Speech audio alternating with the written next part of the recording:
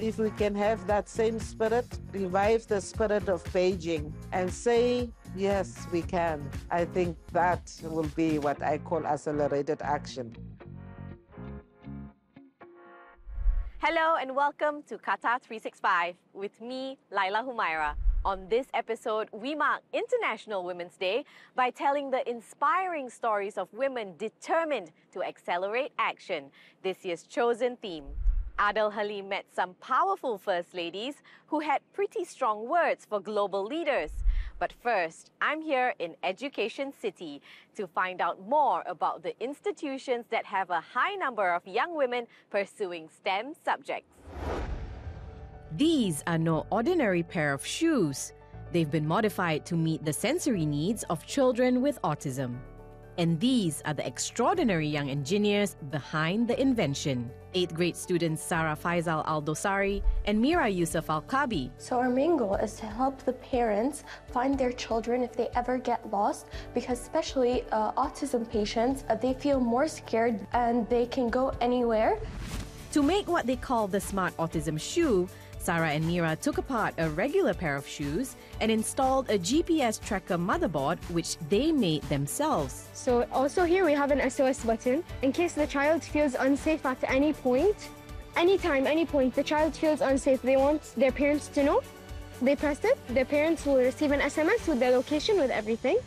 The Smart Autism Shoe got them a place on Qatar Foundation's edutainment program, Stars of Science, as the youngest innovators on the show. I've always liked solving things. So engineering for me, whenever there was a problem to solve, I never found it as something that was boring. From aspiring engineers to an accomplished scientist, I've come over to the Manufactory Building, which is part of Education City, to meet Dr. Fadwa El Maluhi. It's in these halls and research labs that Dr. Fadwa is imparting her knowledge in STEM to students, and where she and her colleagues are shaping Qatar's future generation of scientists and engineers. Just like Sarah and Mira, Dr. Fadwa's love for science ignited when she was 12. She's never looked back since, even when she's found herself being the only woman in the room. The day I wanted really to become a physicist was during middle school.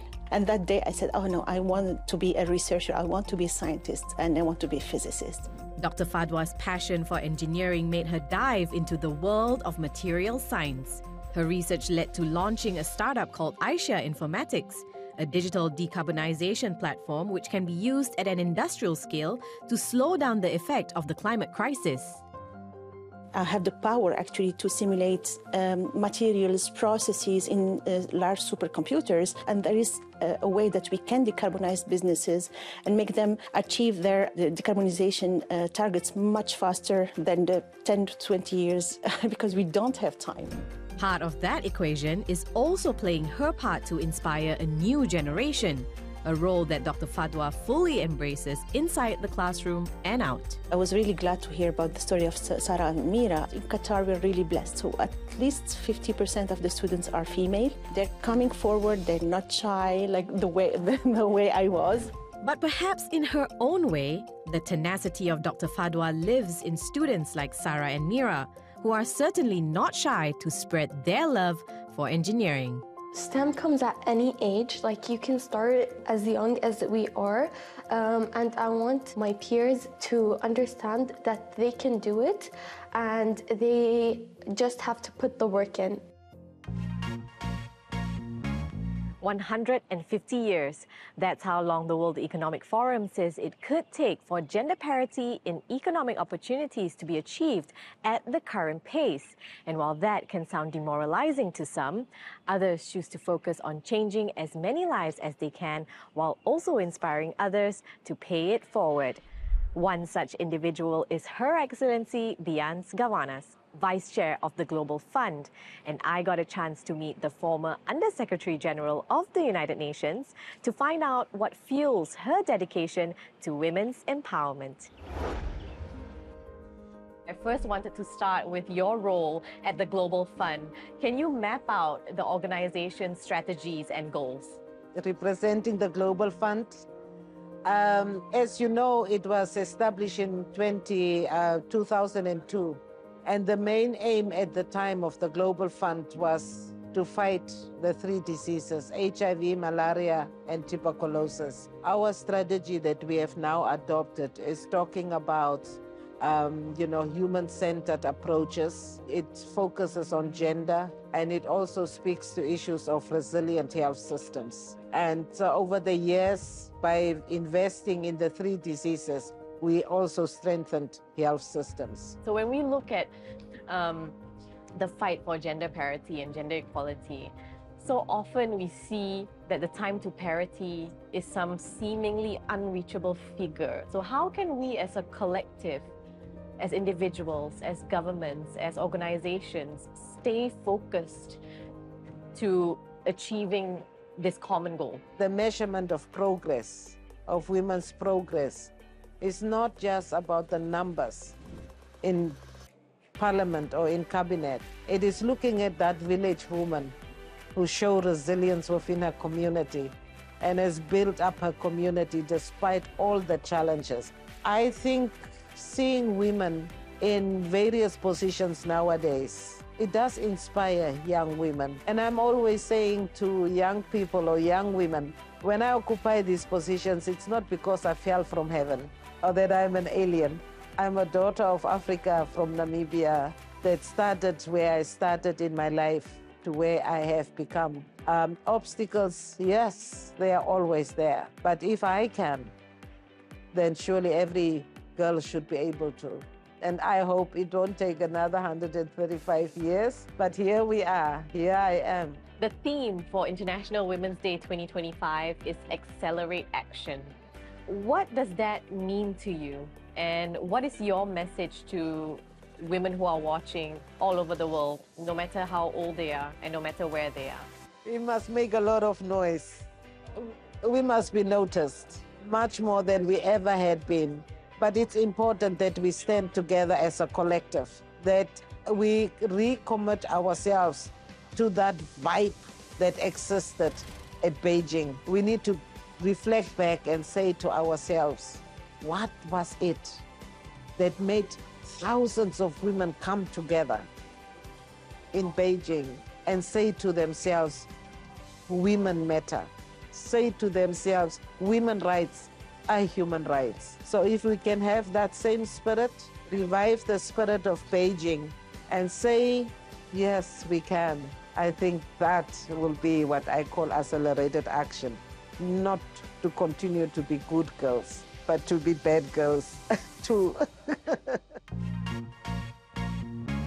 Officially recognized by the UN General Assembly in 2020, the International Day to Protect Education from Attack brings together global leaders, UN dignitaries, and youth advocates. The goal is to bring international attention to attacks on educational institutions, which the Education Above All Foundation says increased 20% from the previous year. Adel Halim explains why delegates are calling on governments to ensure schools are safe spaces free from violence and threats. Some of the most influential women in the world gathered in Qatar with one goal in mind: to call on the international community to prevent attacks on educational institutions. Education should not be a privilege to chosen few. Education is a human right. And if no one is willing to talk or to save the lives of these children, we should also use our voices and amplify the need for peace globally. Sierra Leone was at war for more than a decade, until 2002. 2 decades later, the country's first lady says part of rebuilding means spending a lot on education. When you destroy education, that country will be backward for many, many, many years. Liberia's foreign affairs minister has also seen education come under assault in her country. The human cost of war cannot be calculated. And for each school that's attacked, for each school that has been rendered, incapacitated in terms of means to serve the needs of the children, you're attacking the future. The United Nations Population Fund says 63% of the population is under 25 years old. Some are ex-combatants and face formidable challenges ahead. One message that came out very clearly, which I fully agree with: the world is in chaos. Put women at the helm and the world will change. Nurul Izzah Anwar was a Malaysian member of parliament for 3 terms. She was excited to see a wide-ranging and diverse panel of powerful female voices.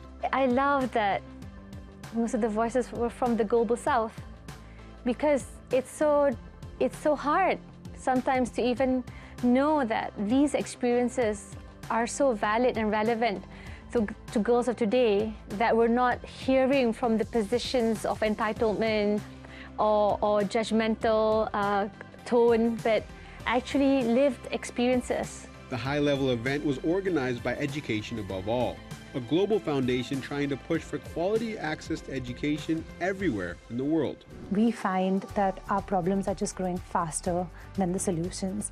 In the last few years, there's been a 20% increase in the amount of conflict and therefore the number of children who are out of school or in need. During live war, often the attention is on humanitarian support and not on long-term development support. We do our best in that field as well, but we also really push and promote the kind of build back better philosophy.